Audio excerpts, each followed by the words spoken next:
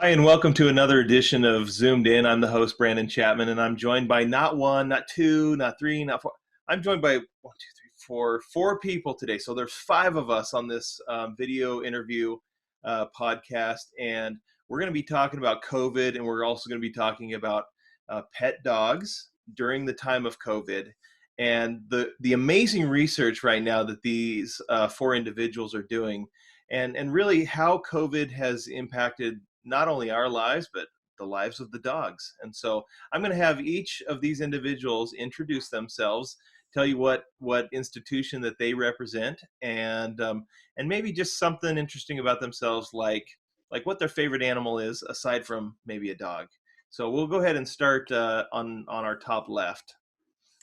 Hi, thank you. I am Corey Busalari. I am an associate professor in the counseling psychology department at the University of San Francisco.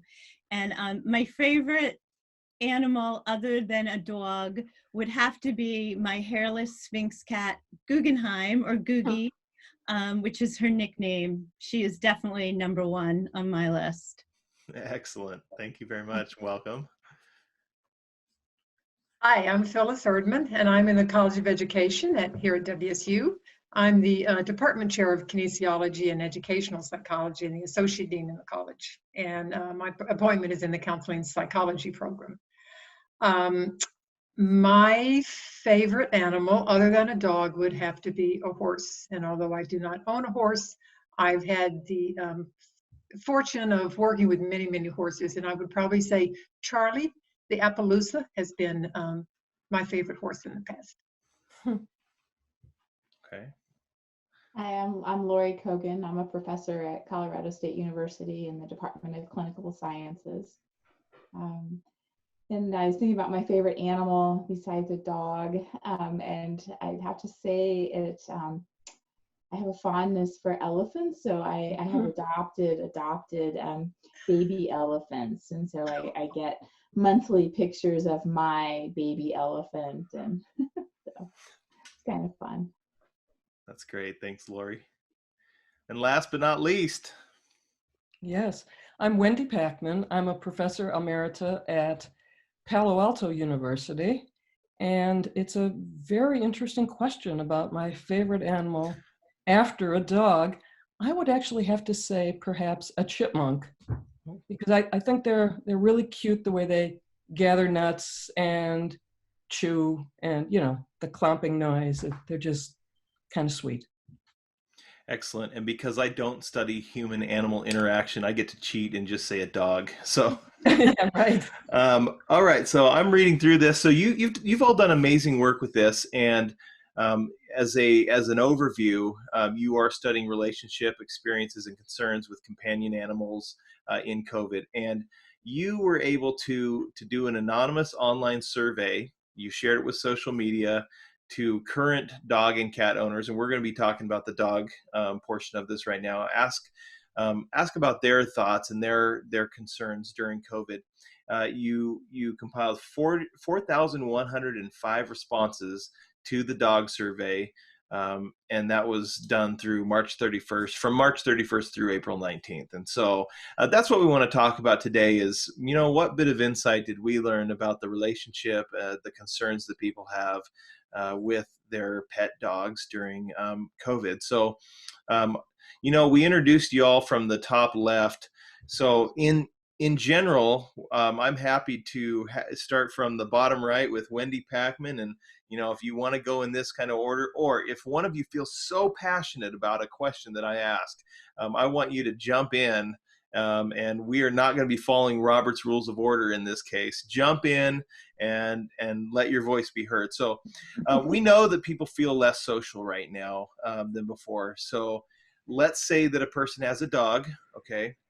For many people, did you find that this helped fill that void for folks that maybe were feeling, they were feeling less social or having less social opportunities?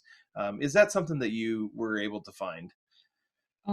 Definitely. I would say that the findings bear that out a lot. And it's interesting because we did find that social support actually for people before COVID and after, it actually went down quite a bit. So the dogs were able and are able to fill a very important void for people. And it's really a key source of social support for them, bonding, etc. What kind of activities, I don't know if this was part of the survey, but what kind of activities are people doing with their pets? Because in a lot of states, you can go out for a walk and do those kind of activities, but there's certainly a lot less that people can do. And I don't know if that limits the number of activities somebody can do with their dog, but were you able to question these folks and find out what kind of activities they were doing? Actually, we did. So we asked folks whether they were spending more time with their dog in general. And then we kind of broke that down into looking at kind of active time where they're actively engaged with them, and then even walking. And people reported significant increases in the amount of time that they're spending with their dog along all those parameters. So it was very encouraging. So it seemed to us that it was really a win-win for the people and for the dogs, because they're getting all these great, additional walks and additional playtime. Yeah, and you mentioned additional things for the dog, and often we talk about the benefits for the human, but certainly, I mean, Phyllis, maybe you could touch upon this. There's got to be benefits for the dog themselves, and of course, I wonder, geez, what's going to happen when we all go back to work? The poor dog's going to feel abandoned all of a sudden. But did we find that there are benefits for the dog, and maybe you can just touch upon what some of those may be? Yeah, I think there were definitely benefits for the dog. I mean, obviously they're used to, I mean, they enjoy they're very social animals, so they have enjoyed having people with them present. I think our biggest concern is that when people leave, their dogs are going to go back to being sort of, latchkey dogs. There have been, the shelters are quite empty right now because people are beginning to adopt more dogs as well. So I think there's some concern that even though the dogs are very, very happy now, we just want to make sure that we transition when people do go back to a more normal work arrangement, and that dogs who are used to having someone around 24/7, like mine has been, has kind of a transition period to get used to their owners going back to work. Now, I know, at least at our university, there are highs and lows with dogs on campus, right? And certainly our current university president at Washington State University, they have corgis, very social creatures, and they take their dogs up on campus. And, I do wonder if we're going to see additional pets on some college campuses, if that will be something that is allowed, and if because of emotional support, if we're maybe going to relax some of what we consider to be emotional support, restrictions that might exist, because we're so used to right now being around our pets and having them help us feel good. And so I don't know if this is going to be an issue, but I sure hope that while pets are getting adopted and things like that, I sure hope we don't see the opposite effect when folks start going back to work. If we see more pets in animal shelters, I sure hope that doesn't happen. Yeah, absolutely. But I think even the time that pets are with humans right now also helps to socialize them. So even the fostered animals, I think, helping them be present with humans does help them socialize and make them more adoptable later. So maybe that can be a positive outcome too. Sure. We're going to get really deep on you here, Corey. So aside from talking about social interaction, just a bond, right? It's something that's deeper with the relationship. Have people felt through your survey did they indicate that the bond between they and their pet, in this case, strengthened? Absolutely. And it was a really significant amount of people who reported that even if they were highly bonded, they even feel even more bonded to their dog right now. And despite all the stressors that are going on, and despite the fact that they're feeling less human to human social connectedness, they are feeling much more bonded with their dog, which is kind of a beautiful thing when you think about it, especially right now. It's a wonderful thing to see. Now, you all know that sometimes you're in a close proximity with another human. It can have an opposite effect of what we'd want, right? Everybody's petting your peeves at that point, right? I don't know if your survey dove down into this, but did it go into the reverse of the bond, like things that are driving you nuts about your dog, like you realize, man, your breath is terrible, or whatever? I don't know if you got into any of that. I'd let anybody answer that question. We did actually, because that was a concern of ours, was because like you alluded to, that some of the human relationships I think are a bit strained through all of the additional close contact. So we did ask folks not only whether they were spending additional time with their dog, but whether that we gave them options of strengthened or weakened, or both strengthened and weakened that bond, or we called it strengthened and strained. Right. To get at that, exactly what you're talking about, is that maybe we love them like crazy, but now there's behaviors that we're seeing more that are more challenging. And really, it was a very small percentage of people that indicated that this additional time was straining that relationship. By far and away, most people reported that it was strengthening it.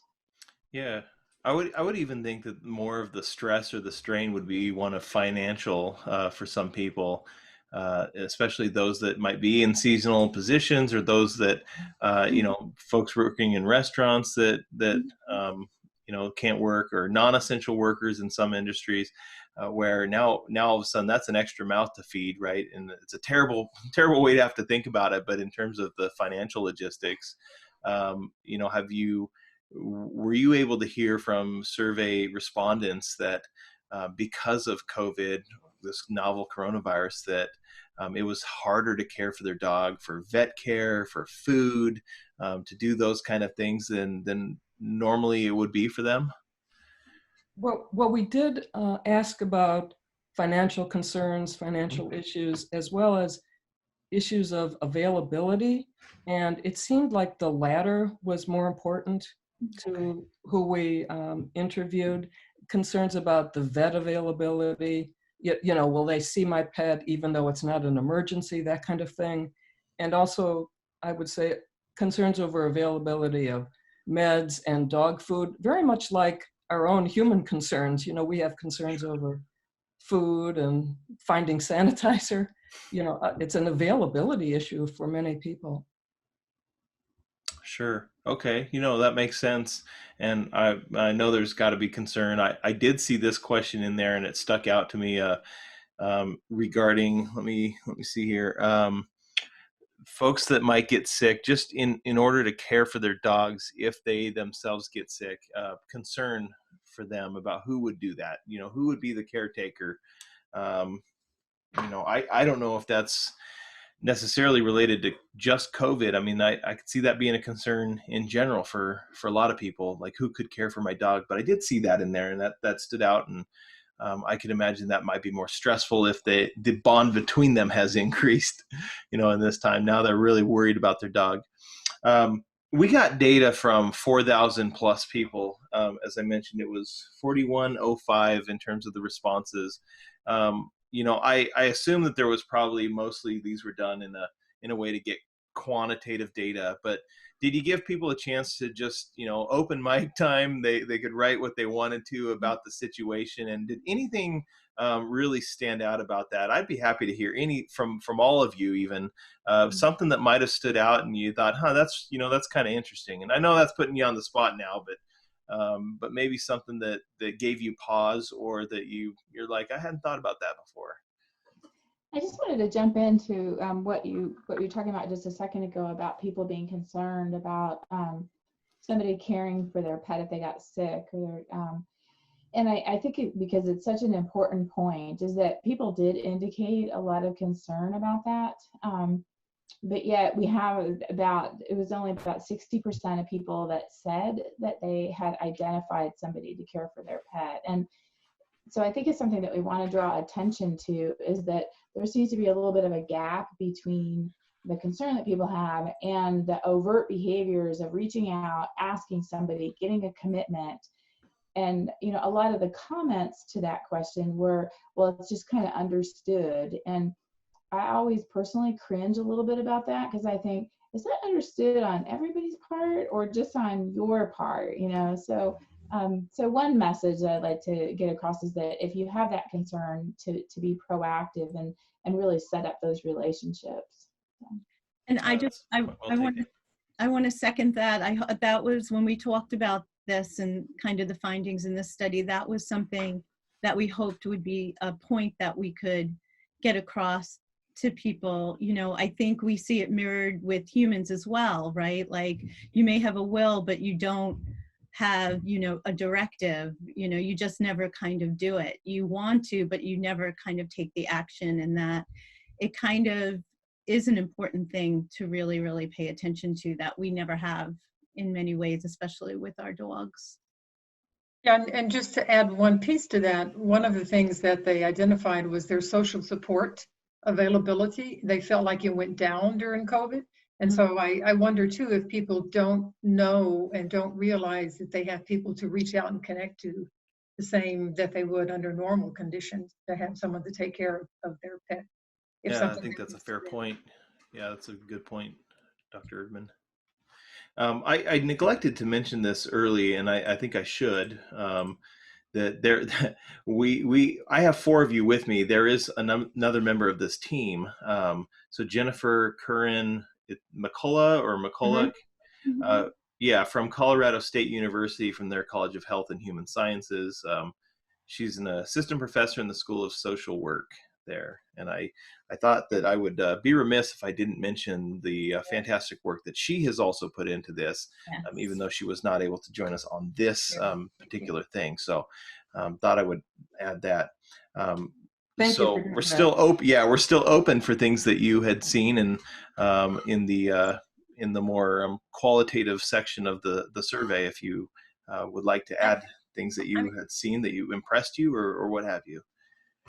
And for me, there was just an overall theme of hope. You know, it gave me something to hope for and to look forward to and to do in the mornings. It was just such a positive, hopeful. It wasn't that, oh my gosh, now I'm with this animal 24 hours a day and I have to take care of him. It's like, this is an opportunity.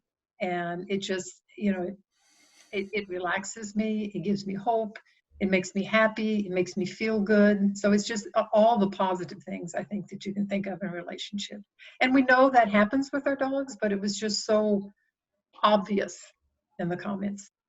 And a majority of people really talked about more time their dog, which is pretty significant.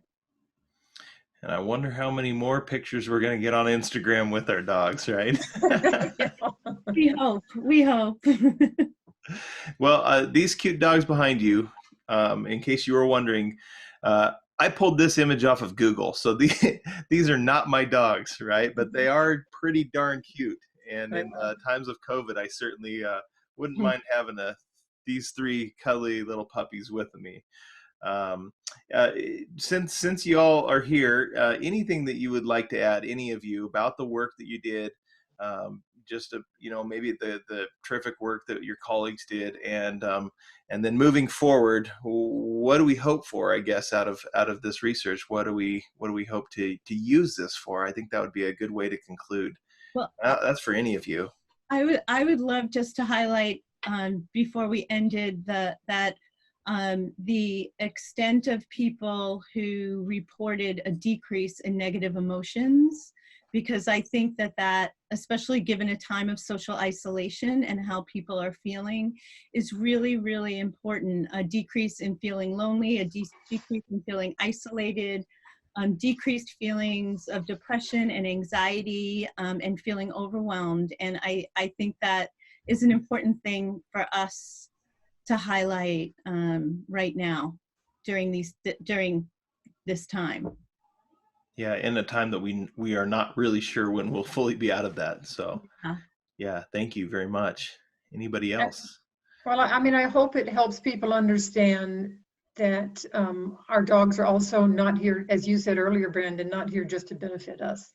And so, you know, if they are spending that time, or if they adopt a dog or foster a dog, to realize that they're making a big impression on that dog, and to make sure that they transition in a good way. So we don't want to sort of use them during this time for our benefits. And I think that's one of the concern that we might have. So we want to make sure that they're treated well after we go back to our normal routine as well. Okay. Anything else to add before I end? I'd like to just add, I think that one of the things that this project really emphasized was how incredibly important these relationships are. And when we look at veterinary medicine, and I know that there was some debate amongst the states about whether it should be seen as an essential service.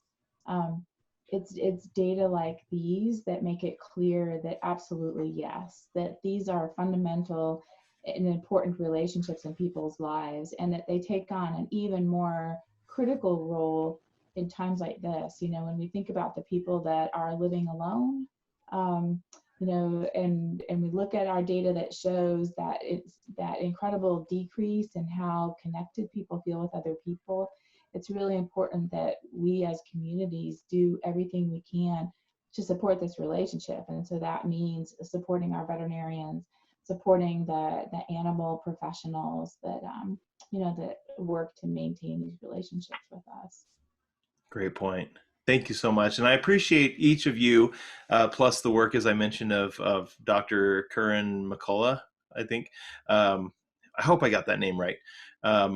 Thank all 5 of you for this incredible research. And again, we don't know when we'll be out of COVID, but in the meantime, we're learning some incredible new insights into that bonding and that relationship between human beings and their pet dogs, and hopefully we learn enough that we can keep those relationships going. I mean, certainly these dogs are awfully cute. All dogs are cute. All dogs need love, and all dogs have something to give to us too. So thank you. I appreciate Dr. Erdman for bringing this to my attention to offer to do this, and I appreciate each of you for joining me, because I think this is really cool research. I do believe we're going to hear more about this moving forward, and hope you're all staying safe during this time. And we always end at Wazoo with a go Cougs, right? But I think we can all agree a go dogs, not University of Washington dogs, but our pet dogs. A go dogs is in order. So thank you so much for joining me, and I hope you all have a great weekend, and killer research. Thank you so much. Thank you. Thank you, Brandon. Thank you, Brandon. Thank you. All right, so done recording. You all go drink your wine, as we talked about beforehand, and have a great weekend. Thank you, Brandon. We appreciate it. Thank you.